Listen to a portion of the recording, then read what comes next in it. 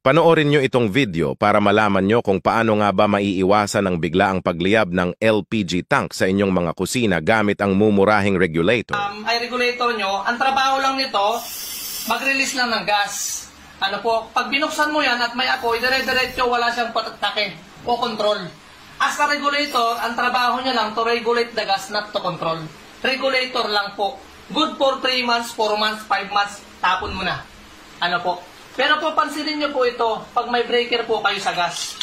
Para po siyang breaker ng kuryente nyo, kaya po kayo sir nagpakabit ma'am ng kuryente, kasi pag may pumutok na ilaw, naglalak po. Ito naman po sir, breaker po sa gas. Bakit po siya tinawag na breaker sir? Kasi po automatic. Kahit po nakabukas yung tangke nyo, paapuyan ko po, itutok ko pa sa akin, safety po tayo. Ngayon po, para makaluto kayo, pipindutin nyo po. Pero pag binitawan nyo, naglalak. Kasi may kulang. Ibig sabihin po, hindi nakakabit yung hose. Ngayon, kahit pumutok po sa likod, gamit nyo ito, siya na po ang kusang magpapatay ng apoy.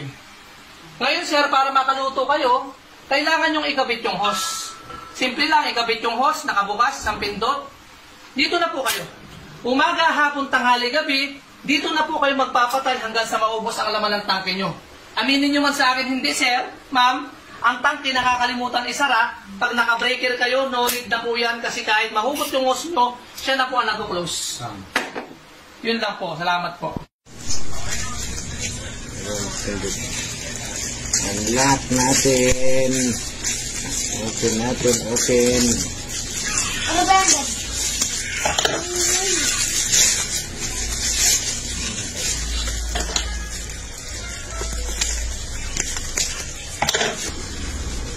Sealed na yun.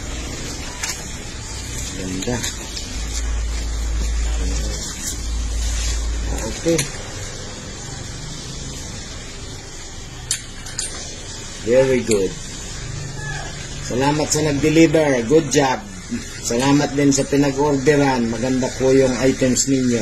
Salamat. Thank you. Sa ulitin po. Okay.